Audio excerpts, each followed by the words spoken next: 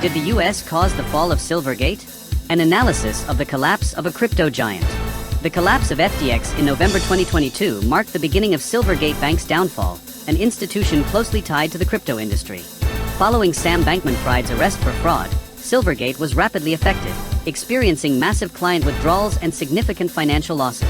Despite efforts to stabilize, the bank faced increased regulatory pressure from US authorities, particularly the Federal Reserve and the FDIC.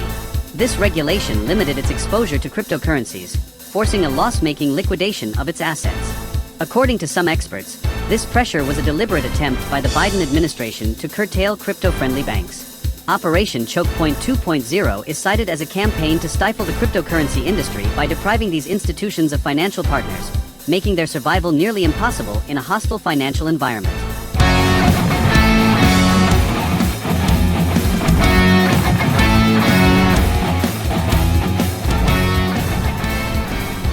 Bitcoin investors inject $366 million into US ETFs as BTC surpasses $65,000. On September 26, US Bitcoin exchange-traded funds, ETFs, recorded their largest daily inflow in over 2 months as Bitcoin surpassed $65,000. The 11-spot Bitcoin ETFs saw a total inflow of $365.7 million that day, according to Farside Investors.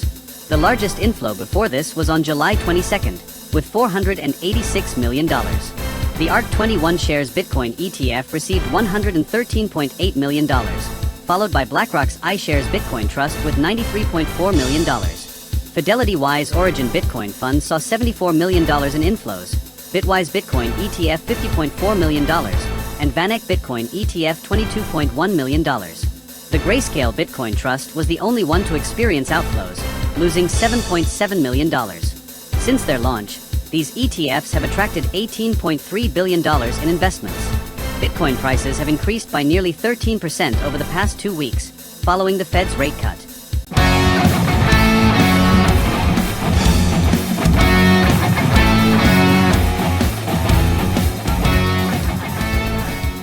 Vitalik Buterin warns that Ethereum blob count is close to a worrying limit. Ethereum co-founder warns that the ecosystem is nearing its capacity limit. The blob space is a data storage area introduced by EIP 4844 to improve network scalability by temporarily storing large amounts of data, mainly for Layer 2 rollups. Currently, each Ethereum block can contain up to 6 blobs, but Buterin proposes increasing this limit to 8 to expand storage capacity, facilitating data transfer from L2 networks to Ethereum. EIP 7623 aims to increase transaction costs primarily using Ethereum for data availability, DA, thereby reducing the maximum block size from 2.7 megabytes to about 1 megabyte. This would free up space to increase the gas limit or the number of blobs per block. Buterin is concerned about the lack of adoption of blobs by some L2s, which could slow their migration.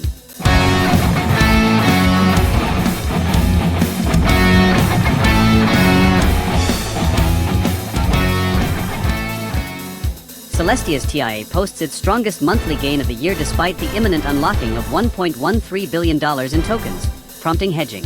The TIA token has far outperformed the CoinDesk 20 index this month, posting its best monthly performance of the year with a 40% gain, compared to 13% for the index. This increase contrasts with traders' expectations of a price drop due to the planned token unlock on October 31st.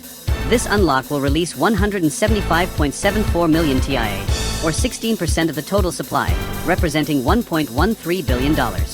Many investors took short positions to protect against a potential price drop, creating strong hedging demand. This led to a short squeeze, forcing short sellers to close their positions, further boosting TIA's price. TIA perpetual contract funding rates have returned to neutral, after being negative since July, indicating a decrease in bearish pressure.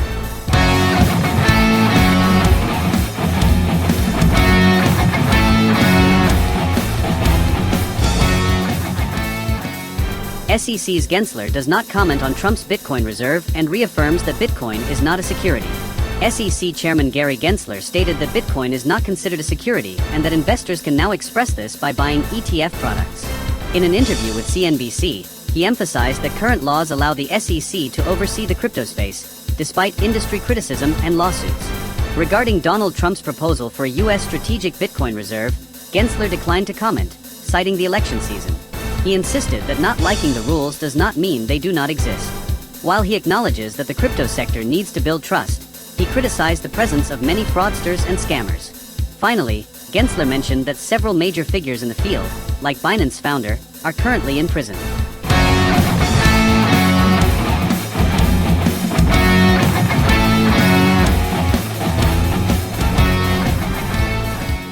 Global effort to dismantle a Russia-linked network using cryptocurrencies to evade sanctions. U.S. indicts 2 Russians. U.S. President Joe Biden announced that to counter Russian sanctions evasion and money laundering, the Department of Justice, Treasury, and U.S. Secret Service, in coordination with international partners, dismantled a global cryptocurrency network. 2 Russians, Sergei Ivanov and Timur Shakhmametov, were indicted for their role in this network, accused of money laundering and supporting cybercriminals through illicit platforms. U.S. authorities seized websites related to 3 illicit cryptocurrency exchanges, Cryptex.net, UPS, and PinPays. A $10 million reward has been offered for any information leading to their arrest. The operations involved several European countries and U.S. agencies. Ivanov allegedly facilitated transactions worth over $1.15 billion, while Shakhmametov is accused of selling credit card data on the darknet.